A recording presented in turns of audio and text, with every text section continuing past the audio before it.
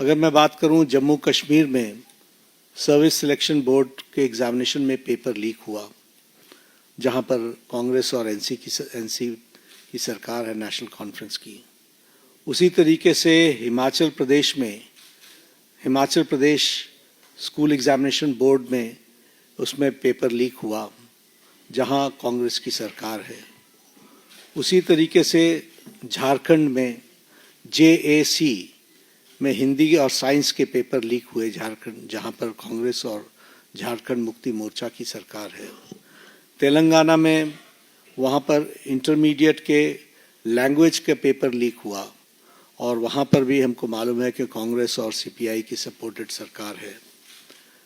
तेलंगाना में SSC में language के पेपर लीक हुआ और वहां भी तेलंगाना में कांग्रेस पार्टी और CPI की सपोर्टेड सरकार है।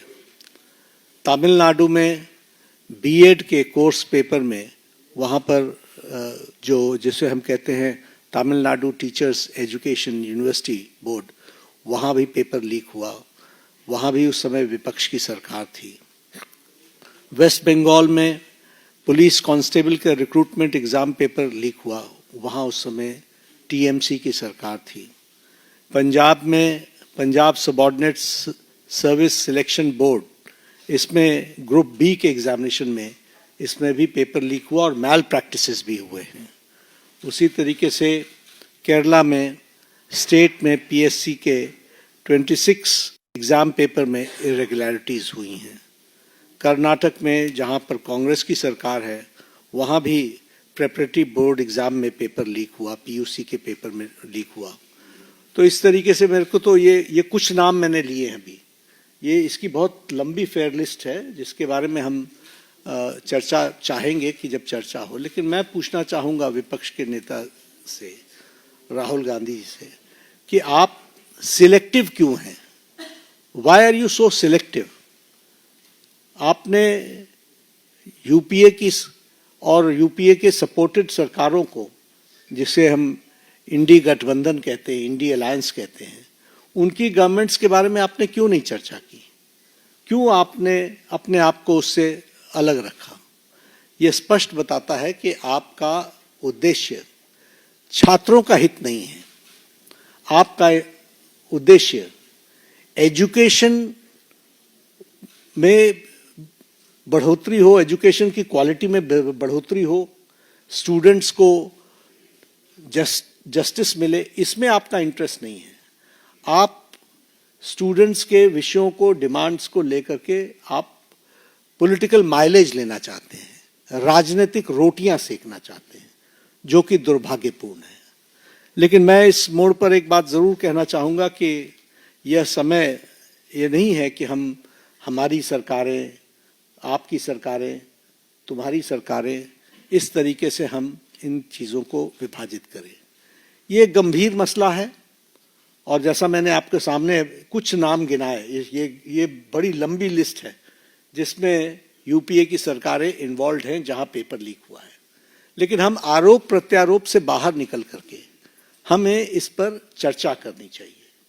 और चर्चा करने का जो सबसे अच्छा माध्यम है वो है सदन, वो है पार्लियामेंट। और हम चर्चा के लिए तैयार हैं। गहन चर्चा हो, गहन चर्चा के माध्यम से इसकी बारीकियों में हम जाएं। What are the factors which are leading to for paper leak, who are the people involved, and how the central government has responded। हमने किस तरीके से, जब हमारे ध्यान में कोई पेपर लीक आया है तो हमने किस तरीके से इसको एड्रेस किया है, और बाकी सरकारों को भी किस तरीके से इसमें एड्रेस करना चाहिए।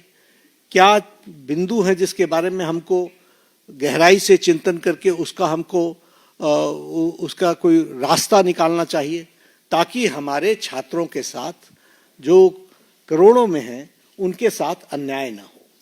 और भारतीय जनता पार्टी NDA इस मामले में मोदी जी के नेतृत्व में बहुत गंभीर है और बहुत गंभीरता से हमने इन विषयों को लिया है। और इसीलिए हमने चाहा है कि संसद में इसकी चर्चा हो। Short duration discussion, long duration discussion, business advisory committee में आप तय करो कितना समय आपने लेना है। 12 घंटे लेना है, 18 घंटे लेना है। राज्यसभा में मैं लीडर ऑफ द हाउस के नाते मैंने हमेशा इस बात को माना है कि जो विपक्ष जितने आवर्स तय करे, हम चर्चा के लिए तैयार हैं, सरकार चर्चा के लिए तैयार है। और विपक्ष को इस बात को ध्यान में लेकर के उसे गोल पोस्ट नहीं चेंज करना चाहिए। हम आरोप नहीं लगा रहे हैं, आरोप प्रत्यारोप नहीं होना चाहिए। हम इस समस्या का किस तरीके से निदान कर सकते हैं उसके बारे में हमको सोचना चाहिए। और पार्लियामेंट सबसे उपयुक्त फोरम है जहां हम गहराई से इसके चिंतन कर सकते हैं। ड्यूरेशन विपक्ष तय करे और उसमें हर एक एस्पेक्ट्स के बारे में चर्चा हो और हम कोई ठोस नीति लेकर के आए, क्योंकि बच्चे कोई हमारे हैं, आपके हैं, वो देश के भविष्य हैं और देश के भविष्य की चिंता करना हमारी जिम्मेवारी है। और हमारी जिम्मेवारी में सरकार के साथ साथ विपक्ष की जिम्मेवारी भी है। इसलिए विपक्ष भी अपनी जिम्मेवारी को निभाए और हम सब साथ मिलकर इसका समाधान करें और कोई स्थायी समाधान की दिशा में हम आगे बढ़ें, ऐसा मैं निवेदन करना चाहता हूं। आज मेरी तरफ से इतना ही कहना है। मैं फिर आपको आश्वस्त करता हूं कि मोदी जी के नेतृत्व में चलने वाली सरकार जिम्मेवार सरकार, रिस्पॉन्सिबल गवर्नमेंट, रिस्पॉन्सिव गवर्नमेंट, ये हमेशा आतुर है कि सभी बातों की संसद में चर्चा होनी चाहिए और हम चर्चा के लिए तैयार हैं।